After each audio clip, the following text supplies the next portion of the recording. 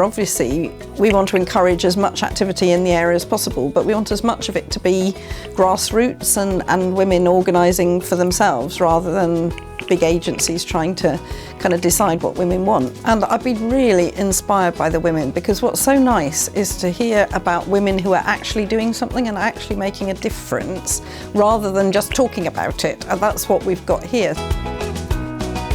There was a real denial, so I decided to set up Autism Independence.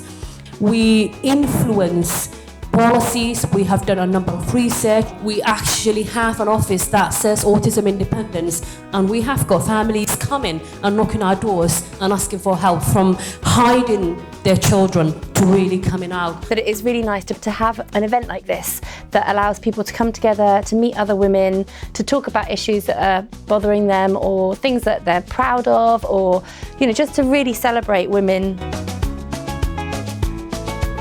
Diversity needs to be seen as a normality and not as an achievement.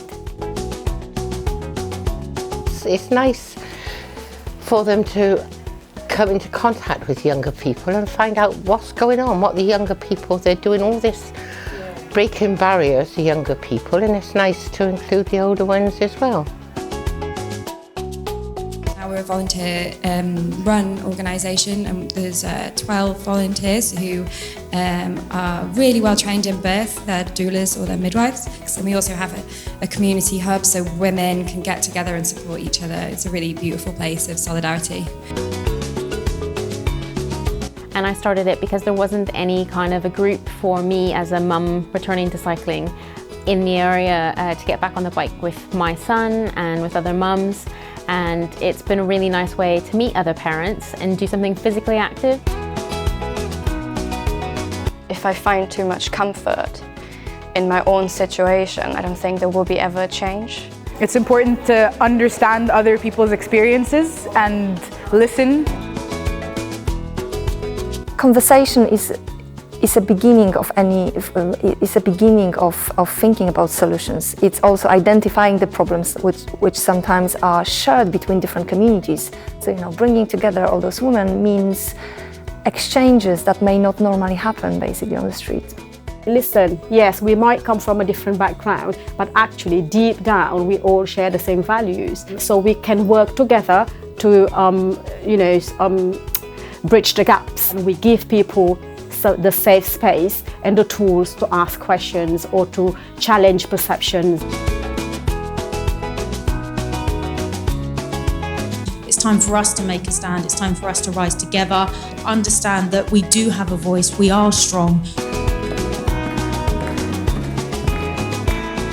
If we want to make a complete change, we need to work within our own groups, but we also need to educate other people. Women have to work really hard, 10 times, 100 times harder than their male counterparts to sometimes gain the recognition. Women are stronger together, people are stronger together. These kind of events bring people together, and that's where a lot of grassroots projects are born. I'm not going to be talking about hair and skin forever. It's just one of our topics, but I like it because it crosses cultures. We don't see around us, we have blinks. So that's why it's nice to have this kind of events.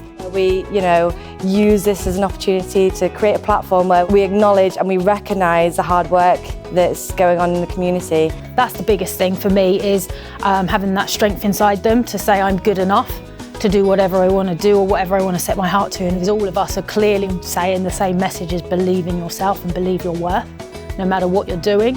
Imagine 100 women come together, stand up, they can change the world.